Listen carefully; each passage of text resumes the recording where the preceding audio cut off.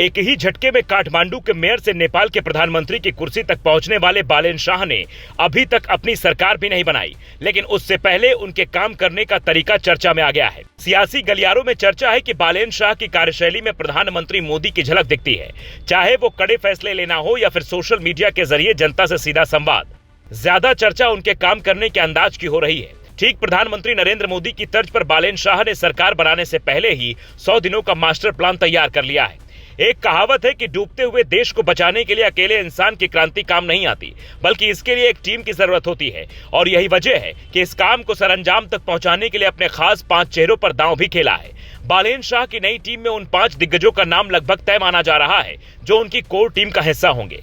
इन चेहरों में जोश और अनुभव का पूरा तालमेल बनाने की कोशिश की गई है। क्या है बालेन शाह का 100 दिन का प्लान? भ्रष्टाचार पर वार, पुरानी फाइलों को खोलकर सिस्टम की सफाई, इंफ्रास्ट्रक्चर क्रांति, नेपाल के बुनियादी ढांचे को आधुनिक बनाना, युवा रोजगार, पलायन रोकने के लिए स्थानीय स्तर पर बड़े फैसले, प्रशासनिक सुधार, मंत्रालयों की कार्यक्षमता बढ़ाने के लिए डिजिटल मॉडल। बालेन शाह की ड्रीम टीम में युवा और अनुभव का मिश्रण साफ तौर पर देखा जाएगा।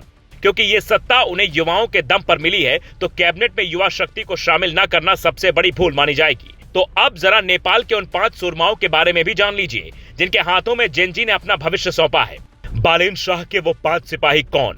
डॉक्टर स्वर्णिम वाल्गे, अर्थ मंत्रालय, अंतर्राष्ट्रीय स्तर के अर्थशास्त्री और यूएनडीपी के पूर्व सलाहकार। बालेन शाह के आर्थिक विजन को धरातल पर उतारने और नेपाल के विदेशी मुद्रा भंडार को संभालने के लिए वो सबसे योग्य माने जा रहे हैं। उनका भारत और चीन दोनों के साथ काम करने का अनुभव काम आएगा।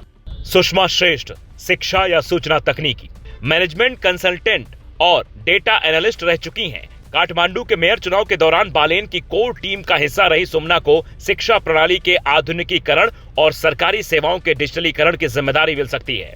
शिशिर खनाल, विदेश मंत्रालय, टीच फॉर नेपाल के सह संस्थापक और शिक्षाविद। उनकी सौम्य छवि और अंतर्राष्ट्रीय नेटवर्किंग उन्हें भारत और चीन के साथ कूटनीतिक संतुलन बनाने के लिए एक मजबूत उम्मीदवार बनाती है। तोशिमा कार्की, स्वास्थ्य एवं जनसंख्या, पेशे से डॉक्टर और युवा सांसद, स्वास्थ्य सेवाओं में सुधार और सरकारी अस्पतालों की कायाकल्प बालेन के एजेंडे में शीर्ष पर है। डॉक्टर तोशिमा इस क्षेत्र में पहले से ही काफी सक्रिय हैं। विराज भक्त श्रेष्ठ, पर्यटन एवं नागरिक उड्डयन, पर्यावरण कार्यकर्ता और हेरिटेज संरक्षण विशेषज्ञ।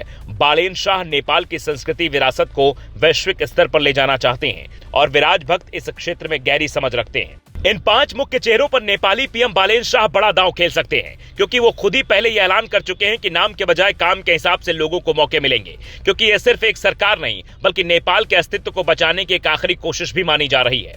कैबिनेट की 3 बड़ी विशेषताएं। पहली विशेषता, बालेन शाह राजनीतिक रसूख के बजाय विषय विशेषज्ञों को मंत्री बनाने की कोशिश करेंगे।